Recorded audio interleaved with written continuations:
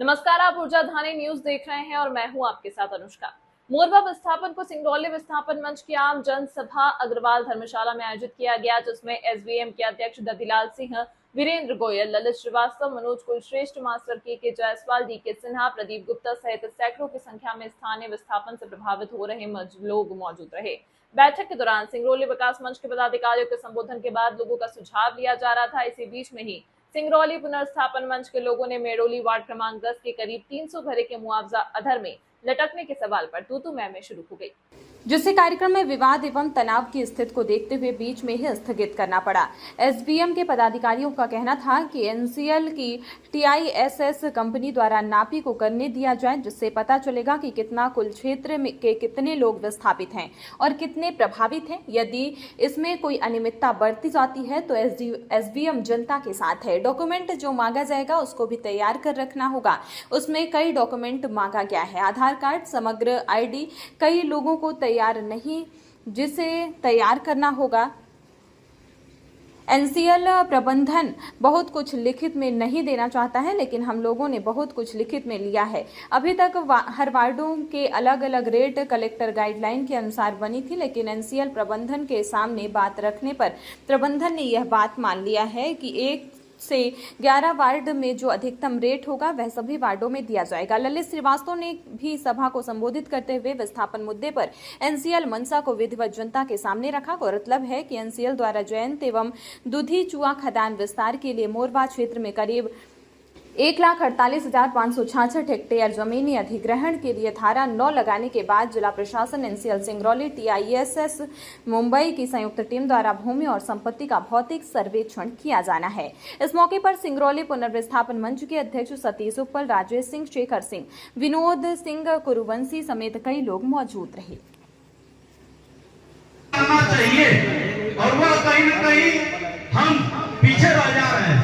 हमारी किसी से कोई लड़ाई नहीं, हर व्यक्ति का अपना अपना अधिकार का यह फैसला और लड़ाई है। अगर हमारा मुआवजा किस रेट से एनसीएल देगा वह मेरे खाते में आएगा, किसी और के खाते में नहीं जाएगा। तो हमें किसी से जिससे बचना चाहिए, हमारा पहला अधिकार है, यह है कि नहीं है? तो उस अधिकार को क्यों छीना जा रहा है? यह जनता का सवाल है, मेरा नहीं है। जनता ने ही कहा है, कहिएगा तो मैं अभी इसी भीड़ से 40 लोगों को खड़ा कर दूंगा। दूसरा सवाल यह है कि मोरवा को क्या इस जिले का सबसे निकृष्ट वार्ड 45 वार्डों में बनाया जा रहा है क्या? यह दूसरा सवाल है जनता का।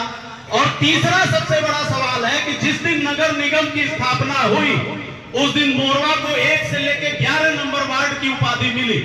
तो क्या 1 से लेकर 11 नंबर वार्ड का जो हमारा अधिकार था वह हमें दिया जा रहा है क्या?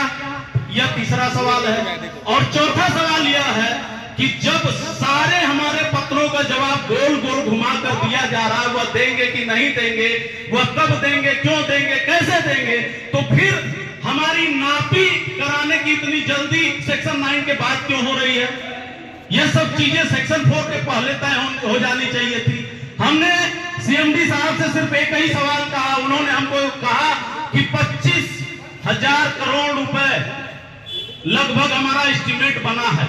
अगर वह 35 और 40 हो जाता है तो हमें थोड़ा सा अप्रूवल लेने में दिक्कत होगी।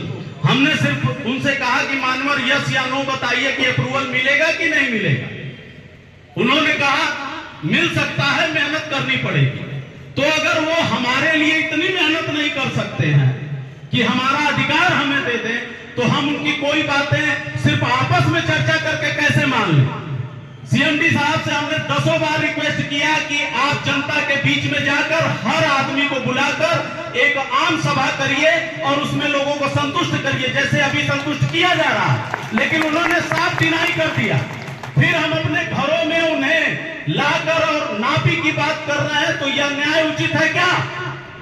अगर नहीं है तो हमें इसे रोकना चाहिए या नहीं रोकना चाहिए? बस यही बात है मेरी, आप लोग इसका जवाब दें। यह प्लाट के बदले जो 25 लाख रुपए की राशि दोनों मंचों के द्वारा मांगी गई थी, उस राशि को आप अंकित कर दें। तो जो प्लाट का पैसा लेना चाहता है वो प्लाट का पैसा ले लेगा, और जो आर्यन आर्टसाइड चाहता होगा वो आर्यन आर्टसाइड मिलेगा। अन्य खबरों के लिए ऊर्जा धानी न्यूज को यूट्यूब पर सब्सक्राइब और फेसबुक पर फॉलो जरूर करें।